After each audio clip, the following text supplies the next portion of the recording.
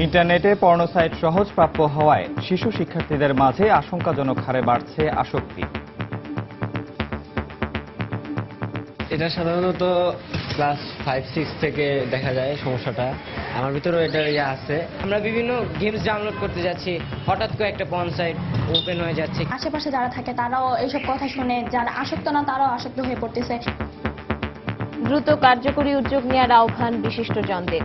ব্যবস্থা নেওয়া হবে বললেন প্রতিমন্ত্রী। পর্নোগ্রাফির আসক্তি যদি ছড়িয়ে পড়ে তাহলে এটা পেতির মতো হয়ে যাবে। এটা আমাদেরকে যে কোনো মূল্যে হোক এই অপপ্রয়োগ বন্ধ করতেই হবে। সাইবার সিকিউরিটি এজেন্সি করব এবং cyber security incident response team আমরা করব। তারা কিন্তু তৎপর হবে এই ধরনের কার্যক্রমের বিরুদ্ধে প্রতিরোধ গড়ে তোলা, সচেতনতা তৈরি করা। দেখছিলেন বিশেষ শিরোনাম। রাত 11টার সময় সঙ্গে আছি আমি পারমিতা হিম এবং আমি নিয়ামতুল্লাহ বাবু। এবার অন্যান্য শীর্ষ সংবাদ। চট্টগ্রামে নিহত ছাত্রলীগ নেতা দিয়াজের শরীরে আঘাতের চিহ্ন রয়েছে। দ্বিতীয় ময়নাতদন্তের পর জানালেন ঢাকা মেডিকেলের ফরেনসিক বিভাগের প্রধান।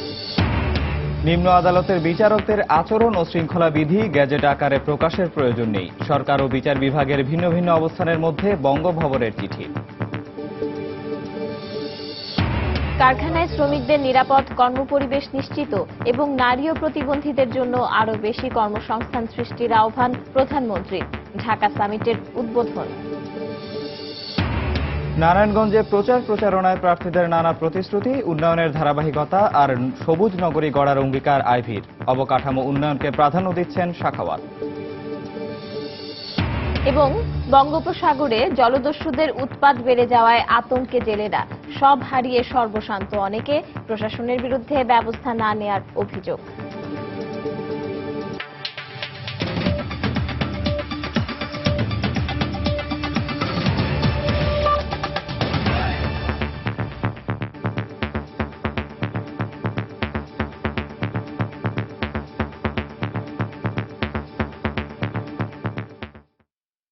দ্বিতীয়বার ময়নাতদন্তে চট্টগ্রামে নিহত ছাত্রলীগ নেতা দিয়াজের শরীরে আঘাতের চিহ্ন পাওয়া গেছে বলে জানিয়েছেন চিকিৎসক।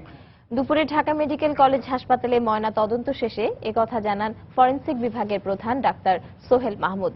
তবে ভিসেরা প্রতিবেদন পাওয়ার পরই বিস্তারিত জানা যাবে বলে জানান তিনি। এ সময় দিয়াজের পরিবারের পক্ষ থেকে আবারও দাবি করা হয় সে আত্মহত্যা করেনি, তাকে হত্যা করা হয়েছে। আমার ছেলেকে তো আমি আদর করে কোনোদিন একটা থাপ্পড়ও দিই নাই, একটা চিমটিও দিই নাই।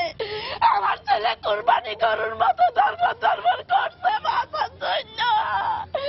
সন্তানহারা মায়ের আর্তনাদে ভারী হয়ে ওঠে ঢাকা মেডিকেল কলেজ হাসপাতালের পরিবেশ। সন্তানকে তো হারিয়েছেন, সেই সঙ্গে ছেলে হত্যার বিচারের আশাও যেন হারানোর পথে। তাই তো ছাত্রলীগ নেতা দিয়াজের দ্বিতীয় ময়নাতদন্ত চলাকালে মর্গের বাইরে বসে এভাবেই আকুতি জানালেন তার মা। এটা একটা শিশু থেকে বৃদ্ধ পর্যন্ত কেউ বলে নাই হত্যা ছাড়া আত্মহত্যা। আমি মাননীয় প্রধানমন্ত্রী স্বরাষ্ট্রমন্ত্রীর কাছে জানাতে চাই আমি।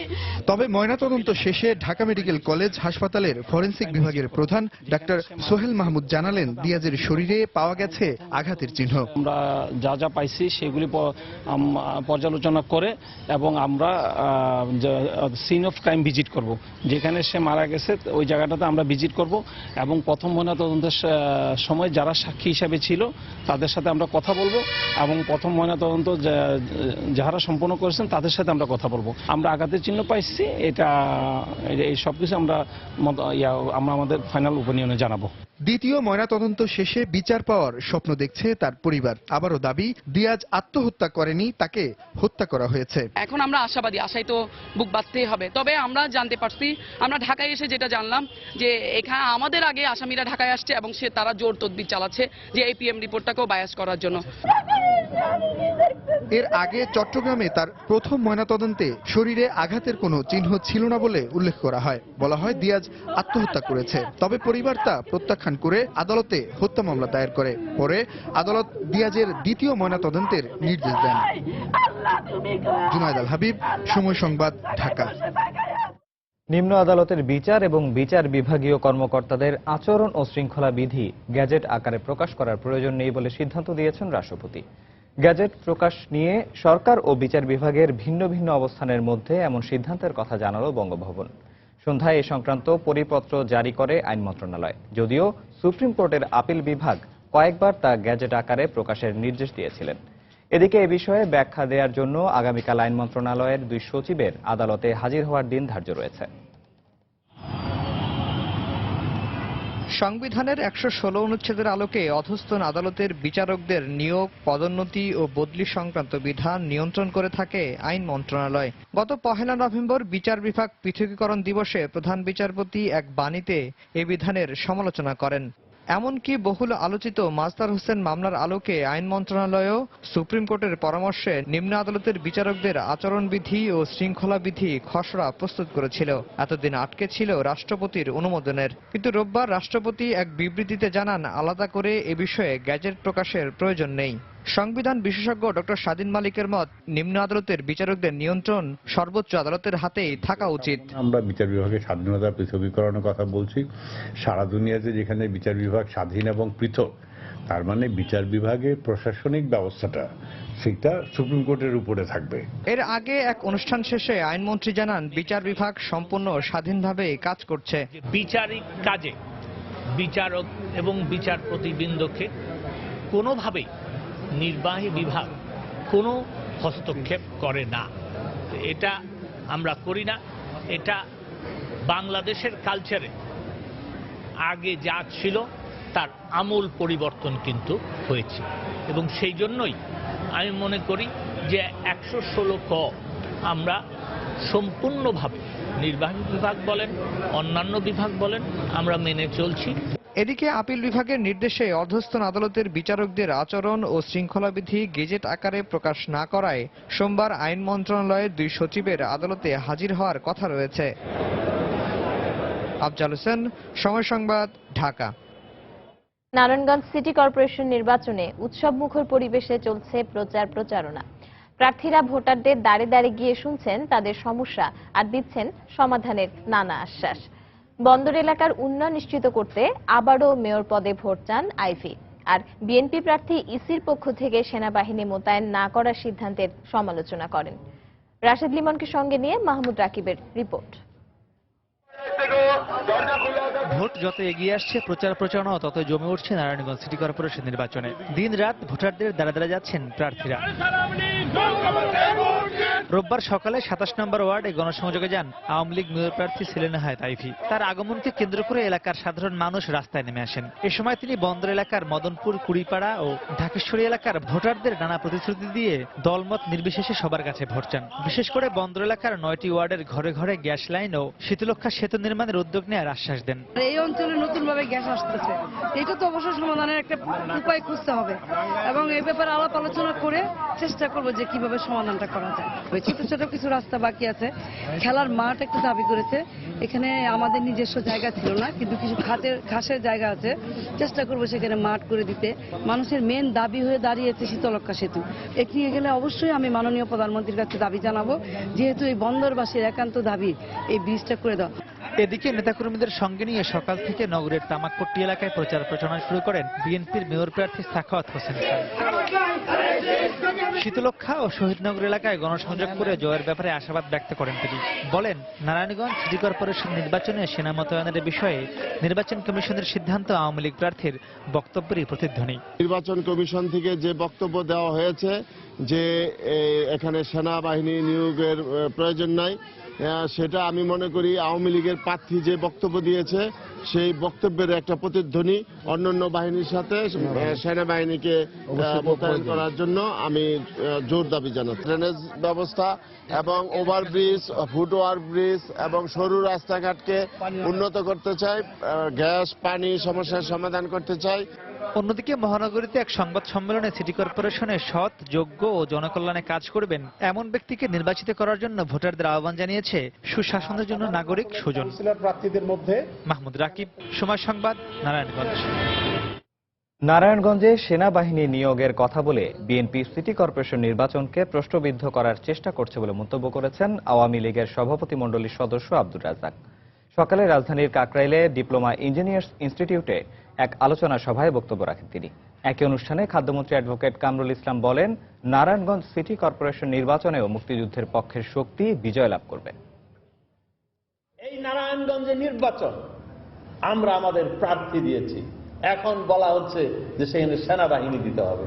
যখন তখন সেনাবাহিনীকে নির্বাচনে বা বিভিন্ন কাজে ডেকে আমরা তাদেরকে রাজনীতিকরণ করতে চাই না। নারায়ণগঞ্জের সিটি কর্পোরেশন নির্বাচন, আপনারা দেখবেন সিটি কর্পোরেশন নির্বাচনকে কেন্দ্র করে মাজা ভাঙ্গা বিএনপি দলটি আবার দাঁড়াবার চেষ্টা করছে। আমরা মন্ত্রীরা যেতে পারি না, আমাদের এমপিরা যেতে পারে না, অথচ বিএনপির সর্বস্তরের নেতারা ফখরুল ইসলাম আলমগীর থেকে শুরু করে সবাই সেখানে যাচ্ছে এবং সারাদিন বিভিন্ন কথাবার্তা বলছে। এমনকি বেগম খালেদা জিয়া সেখানে যাবেন, হয়তো শোনা যাচ্ছে তিনিও যাবেন। নির্বাচনের তফসিল ঘোষণা করার পর থেকেই তারা অভিযোগের রাজনীতি, নালিশের রাজনীতি, বিভিন্ন কথামালার রাজনীতি শুরু করেছেন। আমরা বিশ্বাস করি নারায়ণগঞ্জ নির্বাচনে তারা কোনো অবস্থাতেই সফলকাম হবে না। শিল্পে কর্মপরিবেশ ও প্রশিক্ষণ নিশ্চিত করতে উদ্যোক্তাদের প্রতি আহ্বান জানিয়ে প্রধানমন্ত্রী শেখ হাসিনা বলেছেন, শিক্ষা ও দক্ষতার সমন্বয়ে জাতীয় সক্ষমতা অর্জন করতে হবে। সকালে রাজধানীর ওসমানী স্মৃতি মিলনায়তনে দক্ষতা, নিয়োগযোগ্যতা ও শোভন কাজ শীর্ষক সম্মেলনে প্রধানমন্ত্রী এ কথা বলেন। এ সময় আন্তর্জাতিক পর্যায়ে বাংলাদেশি পণ্যের বাজার সম্প্রসারণের উপর গুরুত্ব আরোপ করেন প্রধানমন্ত্রী। ন্যাশনাল স্কিল ডেভেলপমেন্ট কাউন্সিল বা বাংলাদেশ জাতীয় দক্ষতা উন্নয়ন পরিষদের আয়োজনে দক্ষতা, নিয়োগযোগ্যতা এবং শোভন কাজ শীর্ষক ঢাকা সম্মেলন শুরু হলো। রোববার সকালে রাজধানীর ওসমানী স্মৃতি মিলনায়তনে 3 দিন ব্যাপী এই সম্মেলনের উদ্বোধন করেন প্রধানমন্ত্রী শেখ হাসিনা। সম্মেলনের উদ্বোধনী পর্বে শ্রমিক স্বার্থ উন্নয়নে বৈশ্বিক চ্যালেঞ্জ নিয়ে বিভিন্ন আন্তর্জাতিক সংস্থার প্রতিনিধিরা মতামত তুলে ধরেন। এ সময় প্রধানমন্ত্রী শেখ হাসিনা জাতীয় সক্ষমতা অর্জনে শ্রমিকদের দক্ষতা ও প্রশিক্ষণ বাড়াতে শিল্প উদ্যোক্তাদের আহ্বান জানান। শিল্পপতিদের স্ব কারখানায় কর্মপরিবেশ উন্নয়ন, শ্রম অধিকার নিশ্চিতকরণ, পেশাগত নিরাপত্তা নিশ্চিতকরণ, অধিক সংখ্যক নারী ও প্রতিবন্ধী শ্রমিক নিয়োগ সহ শ্রমিকদের জন্য কল্যাণমূলক ব্যবস্থা জোরদার করবার আহ্বান জানাচ্ছি। তিনি বলেন, নতুন কর্মপরিবেশ সৃষ্টি এবং অবকাঠামো উন্নয়নে প্রচুর অর্থের প্রয়োজন। তাই সরকার মানব সম্পদ উন্নয়ন তহবিল গঠনের পদক্ষেপ নিয়েছে। এ সময় আন্তর্জাতিকভাবে পণ্যের বাজার সম্প্রসারণের ওপর গুরুত্বারোপ করেন প্রধানমন্ত্রী। আমাদের রপ্তানি আয় বৃদ্ধি পেলেও তা মূলত তৈরি পোশাক ও সীমিত সংখ্যক বৈদেশিক বাজারের মধ্যে সীমাবদ্ধ রয়েছে। আমাদের ভবিষ্যৎ অর্থনীতি এবং কর্মসংস্থানের জন্য আমাদের পণ্যের বৈচিত্র্য ও পণ্যের বাজার সম্প্রসারণ একান্তভাবে প্রয়োজন। এছাড়া ভবিষ্যতে বাংলাদেশে শিল্পের প্রসার ও মানসম্মত কর্মপরিবেশ সৃষ্টিতে উন্নয়ন সহযোগীরা বাংলাদেশের পাশেই থাকবে বলে আশাবাদ ব্যক্ত করেন প্রধানমন্ত্রী শেখ হাসিনা। ও শোভন কর্মপরিবেশ সৃষ্টিতে তাদের সহযোগিতা অব্যাহত রাখবেন। দেবাশিস রায়, সময় সংবাদ, ঢাকা। বাংলাদেশের প্রধানমন্ত্রী শেখ হাসিনার সাথে সৌজন্য সাক্ষাৎ করেছেন প্যালেস্টাইনের পররাষ্ট্রমন্ত্রী ডক্টর রিয়াদ এন.এ. মালকি। সন্ধ্যায় গণভবনে বাংলাদেশ ও প্যালেস্টাইনের দ্বিপাক্ষিক বিভিন্ন ইস্যুতে আলোচনা করেন তারা। বৈঠকে বাংলাদেশের প্রধানমন্ত্রী শেখ হাসিনার সাহসী নেতৃত্বের প্রশংসা করেন প্যালেস্টাইনের পররাষ্ট্রমন্ত্রী। বৈঠকে সামরিক বাহিনীর শীর্ষ কর্মকর্তা এবং প্রধানমন্ত্রীর কার্যালয়ের ঊর্ধ্বতন কর্মকর্তারা উপস্থিত ছিলেন। রাত 11টার সময় আরো থাকছে। অবৈধভাবে দাম বাড়ানোর অভিযোগে ব্রিটেনে ওষুধ প্রস্তুতকারী প্রতিষ্ঠান ফাইজার ইনককে জরিমানা করায় সাধারণ মানুষের স্বস্তি। অনুকরণীয় হতে পারে বাংলাদেশের জন্য।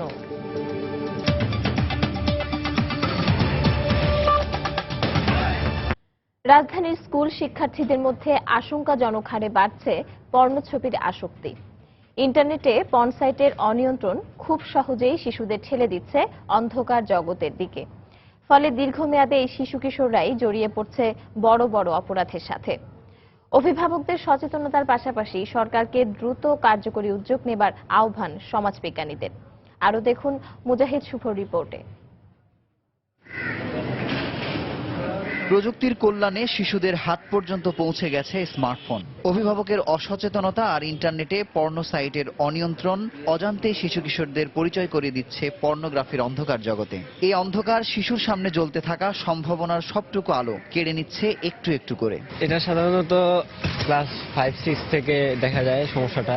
আমার ভিতরেও এটা আছে। আমরা বিভিন্ন গেমস ডাউনলোড করতে যাচ্ছি, হঠাৎ করে একটা পর্ন সাইট ওপেন হয়ে যাচ্ছে। আমরা আমাদের জীবনটা যেভাবে গড়তে চাচ্ছি সেভাবে হয়তো বা গড়তে পারবো না যদি আমরা এগুলোর মধ্যে আরো দিন দিন বেশি আসক্ত হয়ে পড়ি। এগুলো আমাদের সমাজের জন্য খারাপ, আমাদের জন্য খারাপ। আমাদের উচিত এগুলোকে বন্ধ করা। আশেপাশে যারা থাকে তারাও এইসব কথা শুনে, যারা আসক্ত না তারাও আসক্ত হয়ে পড়তেছে। বেসরকারি সংস্থা মানুষের জন্য ফাউন্ডেশন বলছে স্কুলগামী শিক্ষার্থীদের প্রায় ৭৭% কোনো না কোনোভাবে পর্নোগ্রাফি দেখছে।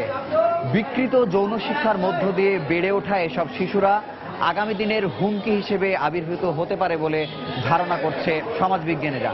এক্ষেত্রে অভিভাবকদের সচেতনতার পাশাপাশি সরকারকে আরো কঠোর হওয়ার পরামর্শ সমাজবিজ্ঞানীদের। এটার মানে কাঙ্ক্ষিত রূপটা কি? কাঙ্ক্ষিত তার একটা মেয়ের সাথে তার পরিচয় হবে, সেটা একটা সাইকোলজিক্যাল রিলেশন, সেটা একটা লাভ অ্যাফেয়ার হতে পারে, একটা বিয়ে হতে পারে। তার আগেই সে এটার প্রতি এক্সপোজড হচ্ছে এবং দেখা যাবে যে সে যখন 40 কিংবা 50-এর আগেই তার এই যৌনতার প্রতি তার এক ধরনের বিতৃষ্ণা তৈরি হচ্ছে। পর্নোগ্রাফির আসক্তি যদি ছড়িয়ে পড়ে তাহলে এটা বেতির মতো হয়ে যাবে। এটা আমাদেরকে যে কোনো মূল্যে হোক এই অপপ্রয়োগ বন্ধ করতেই হবে। সমস্যা সমাধানে শিগগিরই সাইবার সিকিউরিটি এজেন্সি তৈরির মাধ্যমে শিশু কিশোরদের ইন্টারনেটের অবাধ ব্যবহার নিয়ন্ত্রণ করা হবে বলে জানিয়েছেন আইসিটি প্রতিমন্ত্রী। ডিজিটাল সিকিউরিটি আইনের আওতায় আমরা যেই সাইবার সিকিউরিটি এজেন্সি করব এবং cyber security incident response team আমরা করব, তারা কিন্তু তৎপর হবে এই ধরনের কার্যক্রমের বিরুদ্ধে প্রতিরোধ গড়ে তোলা, সচেতনতা তৈরি করা। পর্নোগ্রাফির ছোবল অধিকাংশ শিশুদের মূল্যবোধের অবক্ষয়ের পাশাপাশি অনেক শিশুদের পর্নোগ্রাফি তৈরি করতে উৎসাহিত করছে। ধীরে ধীরে এই শিশুরাই খুন, রাহাজানি, মাদকাসক্তির মতো বড় বড় অন্যায়ের দিকে ঝুঁকে পড়ছে বলে মত সমাজবিজ্ঞানীদের। মুজাহিদ শুভ, সময় সংবাদ, ঢাকা। আওয়ামী লীগের সম্মেলনকে কেন্দ্র করে রাজধানী সহ সারা দেশে যেসব ব্যানার ফেস্টুন টানানো ছিল তা 14 ডিসেম্বরের মধ্যে নামিয়ে ফেলার নির্দেশ দিয়েছেন দলের যুগ্ম সাধারণ সম্পাদক জাহাঙ্গীর কবির নানক। সকালে রাজধানীর ধানমন্ডিতে দলীয় সভাপতির রাজনৈতিক কার্যালয়ের সহযোগী সংগঠনগুলোর সঙ্গে বৈঠক শেষে এ নির্দেশ দেন তিনি। এ সময় বুদ্ধিজীবী দিবস ও বিজয় দিবস সফল করার লক্ষ্যে বিভিন্ন কর্মসূচিও ঘোষণা করেন নানক। এখনো পর্যন্ত সম্মেলন সংক্রান্ত অভিনন্দন বার্তা জানিয়ে যারা বিভিন্ন ব্যানার ফেস্টুন টানাচ্ছেন বা টানিয়েছেন তাদেরকে অবিলম্বে জরুরি ভিত্তিতে আগামী 14 ডিসেম্বরের পূর্বে এই ব্যানার, ফেস্টুন, তোরণ ইত্যাদি সকল ধরনের প্রচারণাগুলি নামিয়ে ফেলতে হবে। বিএনপি মহাসচিব মির্জা ফখরুল ইসলাম আলমগীর বলেছেন, জনগণের আশা আকাঙ্ক্ষা, ক্ষোভ, হতাশা এড়িয়ে গিয়ে ক্ষমতা দীর্ঘায়িত করতে চাচ্ছে সরকার। বিকেলে ঢাকা রিপোর্টার্স ইউনিটিতে বাংলাদেশ সাম্যবাদী দল আয়োজিত আলোচনা সভায় বক্তব্য রাখেন তিনি। এ সময় ফখরুল আরো বলেন, সত্যকে লুকিয়ে রেখে জনগণকে বোকা বানানোর চেষ্টা করে শেষ রক্ষা হবে না সরকারের। আজকে একজন আওয়ামী লীগের নেতা বলেছেন বিএনপি নাকি মানবতা বিরোধী কাজ করছে। হাসিরও কথা নয়, লজ্জার কথা, দুঃখের কথা যে সরকারি দল অথবা সরকারের মন্ত্রীরা যদি উট পাখির মতো সত্যকে লুকিয়ে রাখার জন্য বালুর মধ্যে মাথা ডুবিয়ে রাখেন, তাতে তো ঝড় থেমে যাবে না, ঝড় থামবে না। আজকে এরা সত্যকে লুকিয়ে রাখতে চাইছেন, এড়িয়ে যেতে চাইছেন। জনগণের যে ক্ষোভ, দুঃখ, বেদনা, যন্ত্রণা, তাকে এড়িয়ে গিয়ে জনগণকে পুরোপুরিভাবে বোকা বানাতে চাচ্ছেন। এতে করে শেষ রক্ষা করা যায় না, ইতিহাস তা বলে না। রাত 11টার সময় আরো থাকছে। তুরস্কে আত্মঘাতী হামলার জন্য কুর্দি গেরিলাদের দায়ী করছে সরকার। নিহতের সংখ্যা বেড়ে 38-এ দাঁড়িয়েছে। একদিনের রাষ্ট্রীয় শোক ঘোষণা।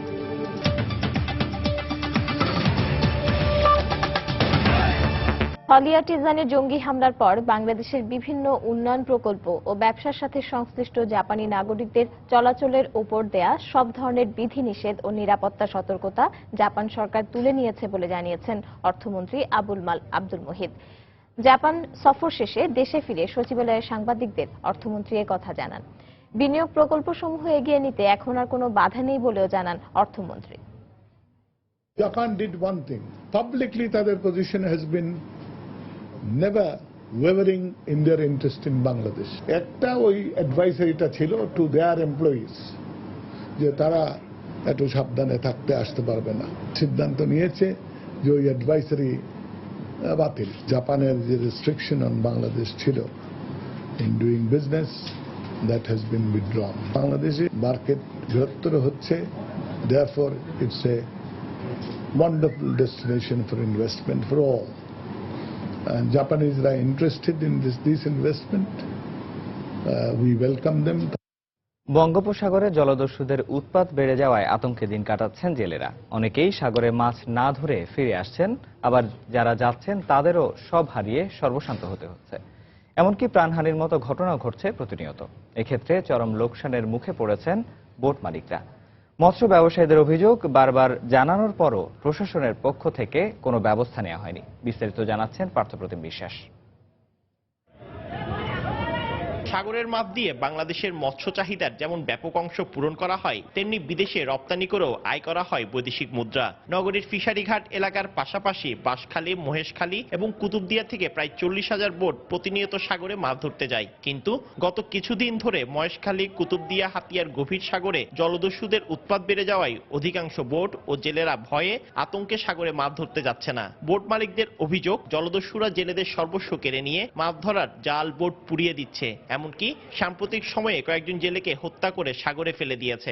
প্রতিনিয়ত ডাকাতি হচ্ছে, মাঝি মাল্লারা আরো ভয় পায় যে একটা লোক যদি গুলি করে মেরে ফেলে, সরকার থেকে কোনো অনুদান নাই, আর আমরা মালিক পক্ষ থেকে 10,000 20,000 টাকা, এই টাকা দিয়ে একটা গরিব মানুষের কি হয়। আর সাগরে মাছ ধরতে যেতে না পেরে অনেকটাই অলস সময় কাটাচ্ছেন জেলেরা। এতে চরম লোকসানের সম্মুখীন হচ্ছেন বোট মালিকরা।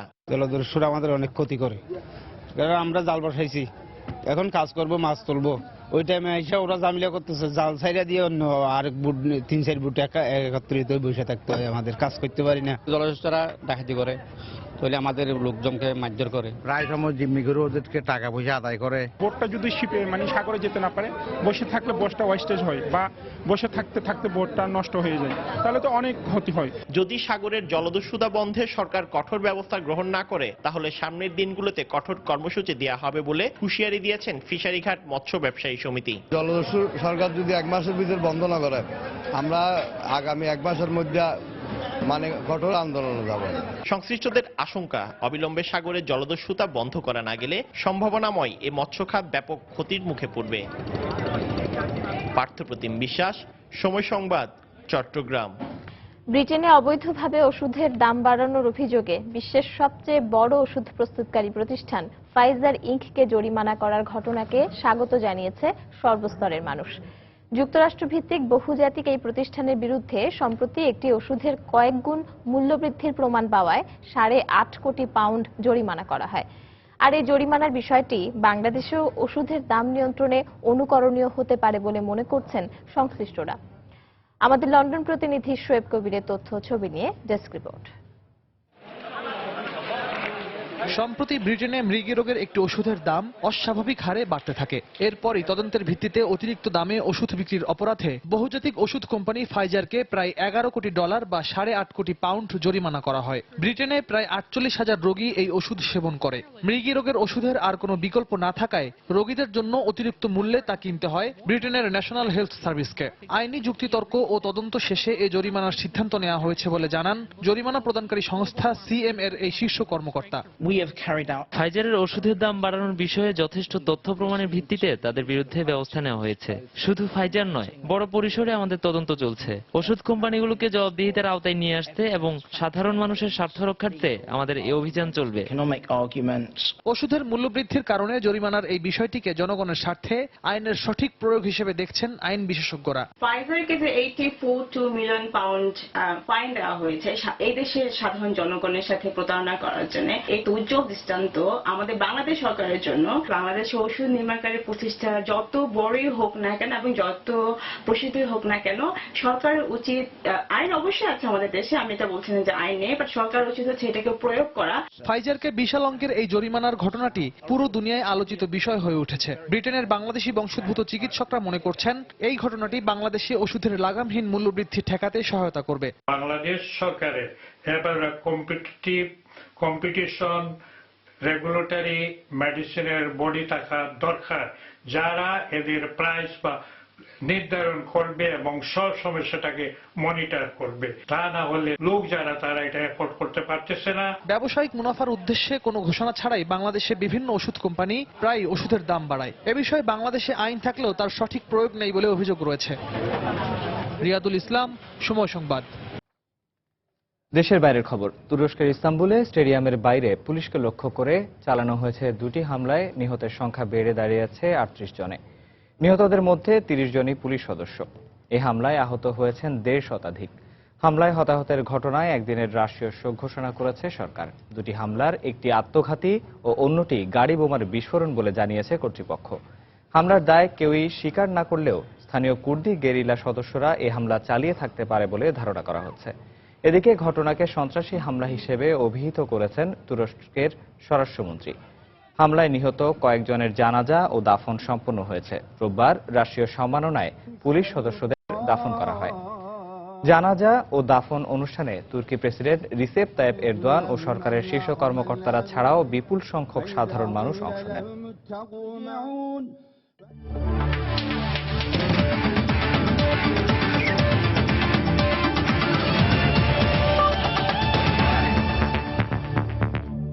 অনূর্ধ্ব-19 যুব এশিয়া কাপের সেমিফাইনালে খেলার মিশন নিয়ে মঙ্গলবার দেশ ছাড়বে বাংলাদেশ অনূর্ধ্ব-19 যুব ক্রিকেট দল।